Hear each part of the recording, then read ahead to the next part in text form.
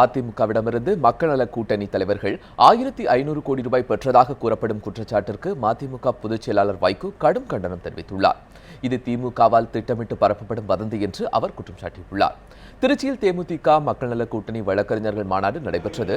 இதில் கலந்து கொண்டு பேசிய வைகோ, கார்ப்பரேட் நிறுவனம் ஒன்றின் கையில் சிக்கி திமுக சீரழிந்து வருவதாக தெரிவித்தார். தேமுதிகவை கூட்டணிக்குள் கொண்டு வந்ததை பொறுத்து முடியாமல் அதிமுகவிடமிருந்து 1500 கோடி ரூபாயை மக்கள் நல கூட்டணி தலைவர் பெற்றதாக திமுக வதந்திகளை பரப்பி வருவதாக வைகோ குற்றம் சாட்டினார். இந்த 23ஆம் தேதி எங்களுடைய உடன்பாடு கையெழுத்தானதில் இருந்து திமுக ஒரு கார்ப்பரேட் கம்பெனி, அங்கே சில புல்லுரிமைகளை உள்ளே நுழைந்திருக்கிறார்கள். அவர்கள் 1500 கோடியை நாங்கள் இந்த அணி பெற்றுக்கொண்டது என்ற ஒரு விஷ நஞ்சு ஆதார விஷத்தை பரப்புகிறார்கள் என்று எனக்கு தெரியும். அது எனக்கு காதுக்கு வந்தது, நான் பொருட்படுத்தவில்லை. ஆனால் தொலைக்காட்சியில் இந்த கேள்வியை கேட்டு நான் அதற்கு என்ன பதில் சொன்னாலும் கேள்விதான் மக்களிடம் போயிருக்கும். வழக்கறிஞர்கள் மாநாட்டில் பேசிய மார்க்சிஸ்ட் கம்யூனிஸ்ட் மாநில செயலாளர் ஜி ராமகிருஷ்ணன், சிறந்த யுத்திகளை கையாண்டு பிரச்சாரங்களை மேற்கொண்டு வரும் தேமுதிக மக்கள் நல கூட்டணி நிச்சயம் ஆட்சியை பிடிக்கும் என்றார்.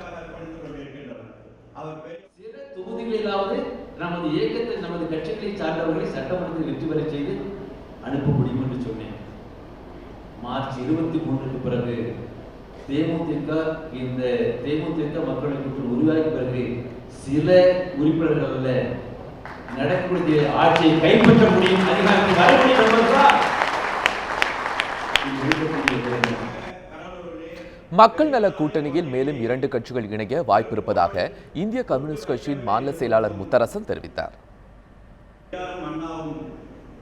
ஊழல் மற்றும் மதுவை ஒழிப்பது ஆட்சியில் பங்கு என்ற ஒப்பந்தத்தின் அடிப்படையிலேயே தேமுதிகவுடன் மக்கள் நல கூட்டணி சேர்ந்துள்ளதாகவும் விடுதலை சிறுத்தைகள் கட்சி தலைவர் திருமாவளவன் வழக்கறிஞர்கள் மாநாட்டில் பேசினார்.